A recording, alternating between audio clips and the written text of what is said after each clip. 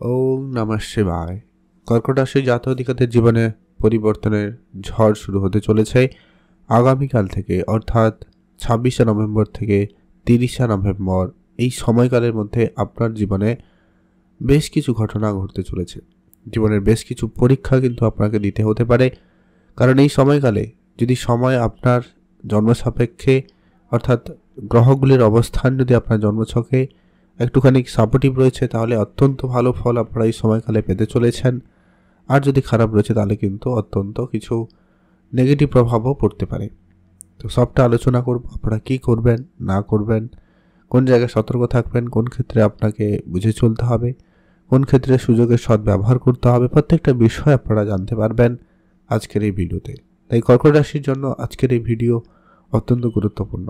তাই ভিডিও না কেটে না স্কিপ করে সম্পূর্ণ দেখার চেষ্টা করবেন, কারণ আগামী সময়কালে চন্দ্রের যে বিশেষ গোচর রয়েছে সেটা কিন্তু অত্যন্ত কি বলা যায়, কারোর জন্য খুব ভালো, কারোর জন্য একটু খারাপও হতে পারে। প্রথমত কারণ হচ্ছে চন্দ্র এই মুহূর্তে আপনার রাশি থেকে ঠিক সপ্তম ঘরে গোচর করছে।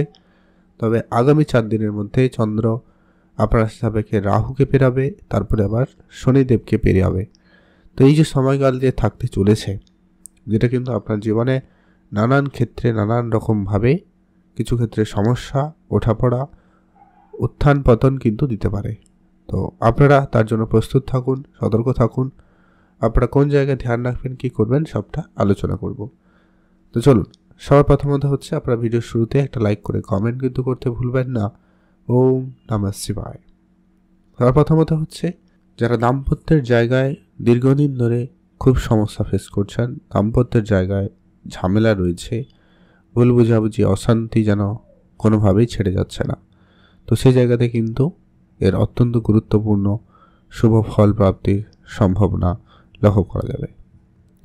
যারা বহুদিন ধরে ব্যবসা তো করছেন, ব্যবসাপাতির ক্ষেত্রে তেমন কিছু উন্নতি লক্ষ্য করেননি, তো আগামী কয়েকটা দিনের মধ্যে আপনার ব্যবসা ক্ষেত্রে অনেক বড় রকমের পরিবর্তন আসবে।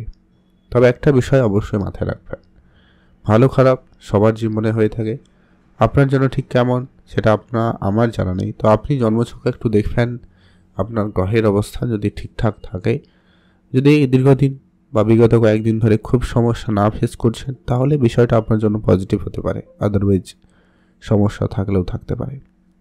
কোনো বড় রকমের ইনভেস্টমেন্ট করবেন না, বড় স্টকেজ করবেন না, বা টাকা পয়সা এই সময় কারোকে ধার দেওয়া থেকে আপনারা বিরত থাকবেন।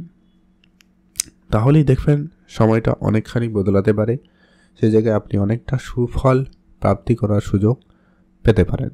সম্ভাবনা সেখানে ভালো রয়েছে, আপনারা অবশ্যই গুরুত্ব রাখবেন।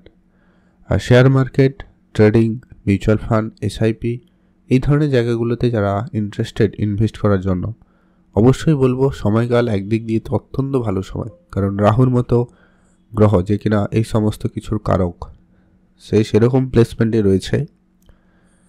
কিন্তু চন্দ্রের সেখানে উপস্থিতি হওয়ার কারণে অনেকের জন্য সেটা চিন্তারও কারণ হতে পারে। হয়তো আপনি কোনো জায়গায় অর্থ বিনিয়োগ করে দিয়েছেন, তারপরে সেটা নিয়ে আপনার মাথায় চিন্তা ঘুরপাক করছে, অনেক রকমের নেগেটিভ চিন্তাভাবনা আপনাকে ঘিরে রয়েছে, এটাও হতে পারে।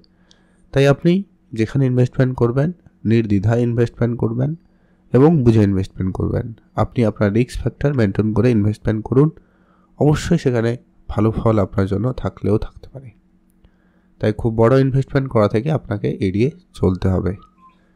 যিনারা বহুদিন ধরে কোনো আইনগত ঝামেলায় ফেসে রয়েছেন, তাদের ক্ষেত্রে কিন্তু সমাধান হতে পারে। আবার উল্টে কারো নতুন করে আইনগত ঝামেলা, প্রেশার আসতে পারে। তাই অবশ্যই আপনাকে বুঝে চলতে হবে, সতর্ক থাকতে হবে। খরচপাতি একেবারেই লিমিটেড করুন, যতটা সম্ভব হয় ততটাই কন্ট্রোলে আনুন। অহেতুক হঠাৎ করে বড় বড় খরচের সম্মুখীন হয়ে পড়তে পারেন, সেটারও সম্ভাবনা রয়েছে, খেয়াল রাখুন। কোনো কাজে একাধিক বাধাপ্রাপ্ত হতে পারেন যদি আপনার জন্মসাপেক্ষে প্লেসমেন্ট খারাপ থাকে, বিশেষ করে চন্দ্র, শনি, রাহুর মতো গ্রহের, তাহলে কিন্তু বিশেষভাবে ধ্যান রাখা প্রয়োজন রয়েছে। সম্পর্কের জায়গাতেও আপনারা বিশেষ একটু গুরুত্ব রাখবেন, কারণ পঞ্চমে মঙ্গল রয়েছে, সূর্য রয়েছে। তাই কেউ একটুখানি মানসিক চাপ ফেস করতে পারেন, কারোর ক্ষেত্রে কিছু সমস্যা দেখা দিতে পারে।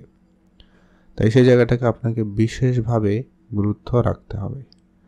যিনারা বহুদিন ধরে বিজনেস শুরু করবেন প্ল্যান করছেন, কিন্তু ব্যবসা কোনোভাবে আপনি শুরু করতে পারেননি, তো সেই জায়গায় আপনি ব্যবসার জায়গায় মনোযোগ তো দিতে পারেন, তবে পার্টনার চুজ করার সময়, ব্যবসার ক্ষেত্রে ইনভেস্টমেন্ট করার সময় একটু সজাগ থাকবেন।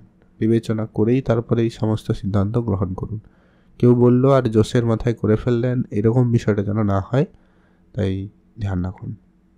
মাতা পিতার ব্যাপারেও বিশেষ খেয়াল রাখবেন, বিশেষ করে পিতার হেলথ, পিতার সাথে সম্বন্ধ, ছোট ছোট বিষয়ে রাগ ঝগড়াঝাটির ব্যাপারটা তৈরি করতে পারে, কারণ শনি ভাগ্যের ঘরে উপস্থিত রয়েছে, নবম ঘরে রয়েছে, তাই এখানে কিছুটা মনোযোগ নাও থাকতে পারে। কখনো কখনো পিতার সাথে ছোট ছোট বিষয় নিয়ে ঝগড়াঝাটিও হতে পারে, তাই খেয়াল রাখবেন। তবে হ্যাঁ, এখানে আপনি কোনো ধার্মিক যাত্রা করতে পারেন, ধর্মীয় স্থানে সময় কাটাতে পারেন, ধার্মিক ক্ষেত্রে কিছু দান ধ্যান করতে পারেন, গরিব দুরস্থ লোকেদের কিছু দান করতে পারেন, সেটা কিন্তু আপনার জন্য বড় কিছু প্রাপ্তির সুযোগ তৈরি করে দিতে পারে, তাই সেখানে খেয়াল রাখবেন।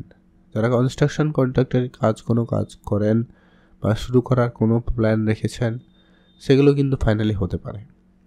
তবে ওভারঅল যেটা বলছিলাম, খরচের জায়গাটা মাথায় রাখবেন, বেহিসাবি খরচ হয়ে যেতে পারে, তাই খরচটা আপনি বুঝেই চলবেন। আপনার যতটুকু সামর্থ্য রয়েছে সেটুকু করবেন, ধার বাকি তো একেবারেই জড়াবেন না।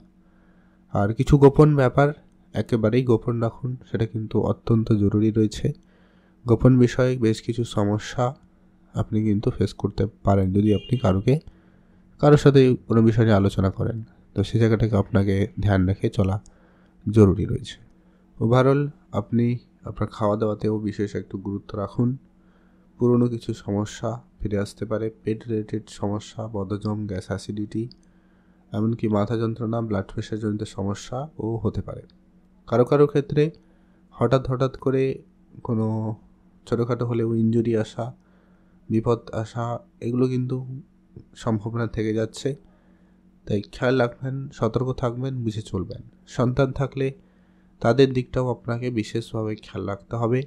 সন্তানের খাওয়া দাওয়ার ব্যাপারটা বিশেষ ধ্যান রাখুন, তাদের হেলথ অবশ্যই খেয়াল রাখুন, সেগুলো আপনাদের খানিকটা চিন্তার কারণও হয়ে দাঁড়াতে পারে, বুঝে চলবেন। আর অবশ্যই টাকা পয়সার ব্যাপারটা আবারও বলবো, সতর্ক থাকতে, বুঝে চলতে, কোনো রকম ধার বাকি দিবেন না, যেখানে সেখানে খরচপাতি করবেন না। মা বাবার সঙ্গে অবশ্যই আপনার সম্বন্ধ ঠিক রাখার চেষ্টা করুন। পড়াশোনার ক্ষেত্রে সময়কাল যথেষ্ট ভালো, বিশেষ করে যারা আইটি ইঞ্জিনিয়ারিং লাইনে রয়েছেন, সিভিল লাইনে রয়েছেন, তাদের ক্ষেত্রে কিন্তু সময়টা অনেকটা সফলদায়ী হতে পারে, আপনারা সেখানে মনোযোগ রাখতে পারেন যারা এই সমস্ত লাইনে অলরেডি রয়েছেন। ভালো থাকুন, সুস্থ থাকুন। উপাচার হিসাবে আপনারা অবশ্যই প্রতিনিয়ত হনুমানজির পুজো করুন, হনুমান চল্লিশা পাঠ করুন। দ্বিতীয়ত হচ্ছে প্রত্যেক দিন 5 মিনিট ওম নমঃ শিবায় মন্ত্র জপ করুন, মহাদেবকে জল অর্পণ করে পুজো করবেন, মহাদেবের অভিষেক করাবেন, তাহলে কিন্তু অনেকটাই সুফল প্রাপ্তির সম্ভাবনা থাকবে, অনেকটা পজিটিভ কিছু আপনার জীবনে ঘটতে পারে। এটা কিন্তু অবশ্যই আপনারা ফল উপলব্ধি করবেন যদি এটা মেনে চলেন। আর আপনারা গরিব দুরস্থ লোকেদের আর্থিক সহায়তা করবেন, অন্য দিয়ে সহায়তা করতে পারেন, টাকা পয়সা দিয়েও সহায়তা করতে পারেন, যেটা আপনার দ্বারা যতটুকু সম্ভব ততটুকু দিয়েই আপনি সহায়তা করুন। ভালো ফল অবশ্যই পাবেনই পাবেন। ভালো থাকুন, সুস্থ থাকুন। কমেন্ট করবেন ওম নমঃ শিবায় অথবা জয় সূর্যদেবের জয়।